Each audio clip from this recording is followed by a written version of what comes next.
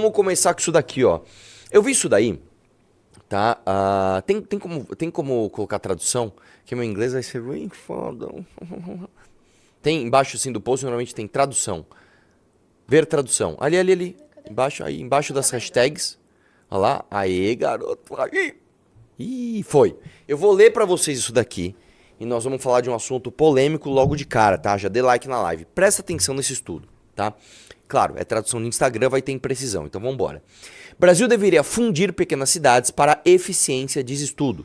Em 2023, mais de 40% dos municípios do Brasil estavam em condições físicas difíceis ou críticas, dependentes de transferência de receita dos governos federais e estaduais.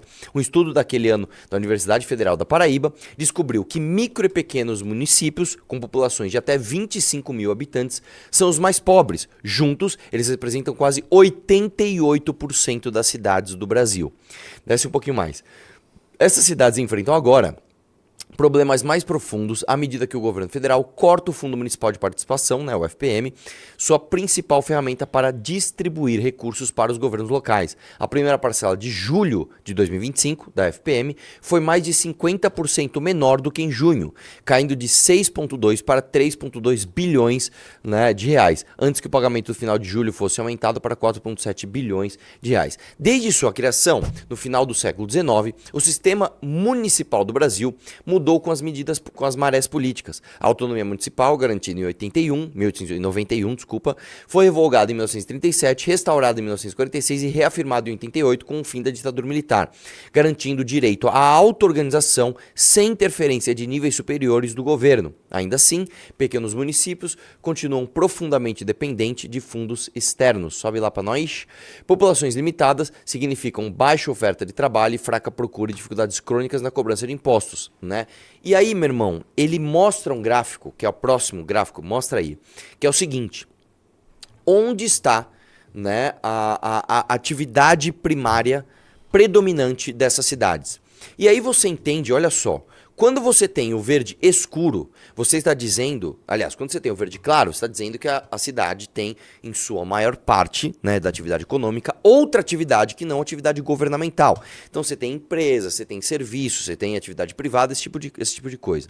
Agora, quando você vai para a área de verde mais escuro, né, tem um verdinho, um cinza claro ali e o verde escuro, você está falando de cidades onde a maior parte da atividade econômica é atividade pública.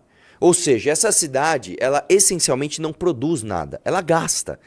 Ela é uma mamadora de recursos públicos. E olha o tamanho no gráfico, no mapa do Brasil, das áreas dominadas, tá, do Brasil por cidades cuja maior receita é a receita de administração pública. Tá? Tem uma imprecisão nesse mapa, ele pega ali um teco da Colômbia, né? Inclusive aquela Letícia é uma cidade colombiana, mas isso mostra uma coisa que nós estamos dizendo aqui há muito tempo, cara, né?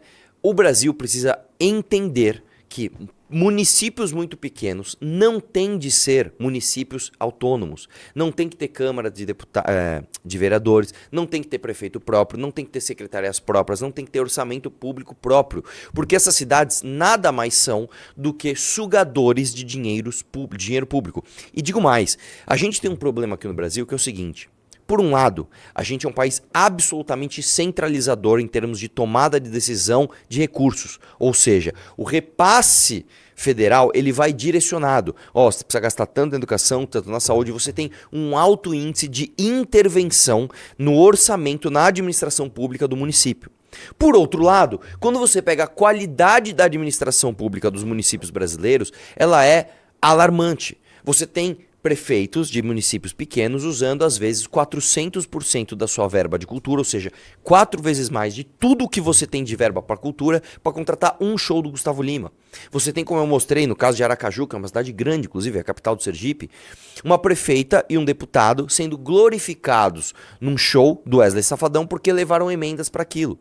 Então a gente fica numa sinuca de bico, porque, por um lado, a gente precisa de mais autonomia orçamentária para que um prefeito entenda a sua necessidade do seu município e administre melhor aquele recurso. Por outro lado, a gente tem a maior parte das cidades brasileiras sendo dependentes de atividades econômicas públicas e a tomada de decisão orçamentária no Brasil sendo feita de forma completamente imbecil. Então, existe uma equação aqui que é muito difícil de você resolver.